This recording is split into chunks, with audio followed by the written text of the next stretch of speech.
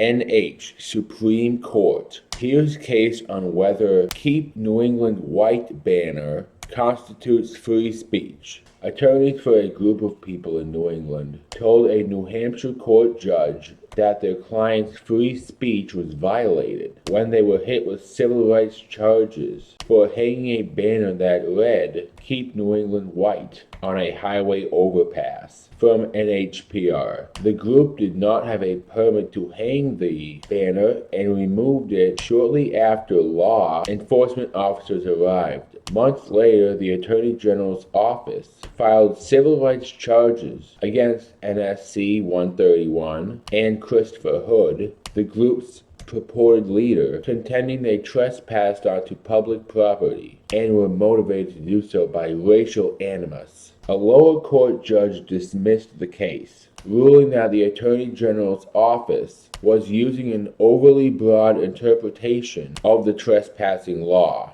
and that the move was a chill on free speech. The state then appealed. Before the state's highest court on Thursday, William Jens, who was representing NSC 131, said the government is improperly targeting one specific message it happens not to like, while ignoring other banners, both real and hypothetical, that could be hung in similar places. If this banner was a black banner, we wouldn't be here, said Jens.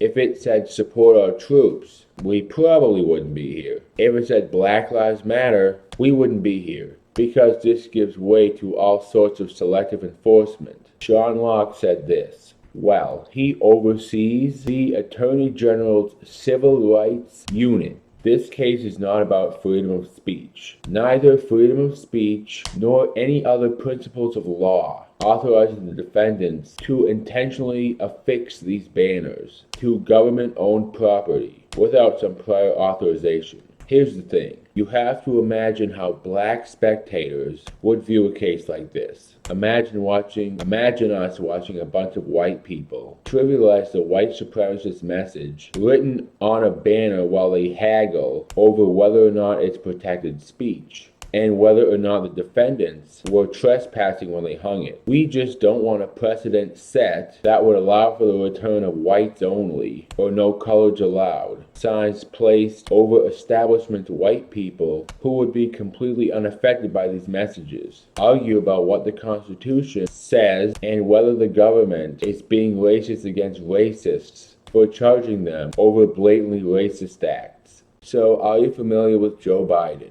You know, the president.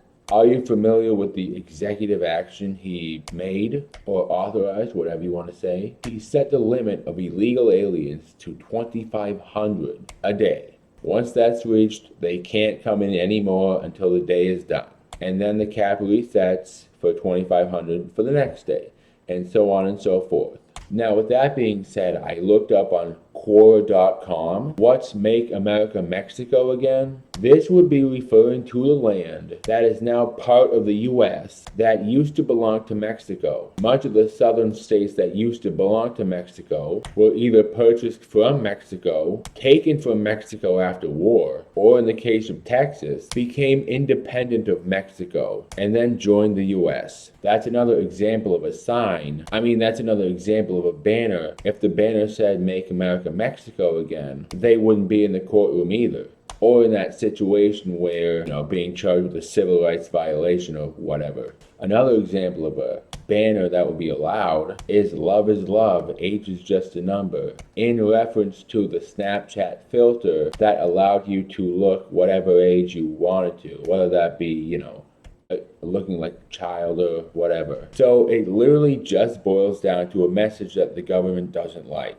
Okay, one more example because I forgot to mention it. Trans kids' lives matter. That would be another acceptable banner to be put on a government building or government space by encouraging children who are, whatever the case may be, confused, autistic, trying to convince them that they're trans. And then they go through with the transgender surgery. And then ultimately, 40% of transgender adults have attempted suicide. So if you're encouraging children to become transgender, and then they grow up still transgender, that's assuming they didn't desist out of it. But if they grow up to be transgender, what do you think that's going to do to the percentage points of transgender adults who want to kill themselves? It's only going to increase. So by promoting this transgender agenda in children, you're actually promoting suicide. The reason why Keep New England White isn't as bad as you think it is, they're not referring to the black people already here in America.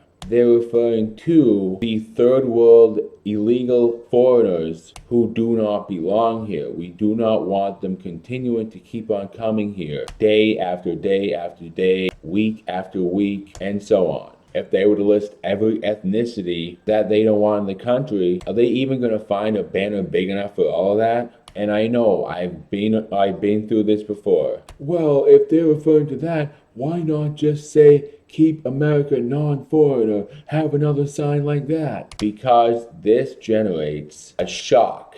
It demonstrates how serious they are about the problem of illegal immigration and how they're just flooding the country non-stop thanks to this supposed fucking president. What are the states of New England, you may ask? Well, I have them right here. Connecticut, Maine, Massachusetts, New Hampshire, Rhode Island, and Vermont. And what are they doing in Massachusetts? They have migrants all over the place, from a hotel, which has been turned into a migrant housing unit, to a prison, which has been turned into a migrant housing unit, because they weren't allowed to stay at Logan Airport. This Keep New England White, it's only about Joe Biden's foreign policy, which absolutely sucks. Don't make too much of a big deal about it.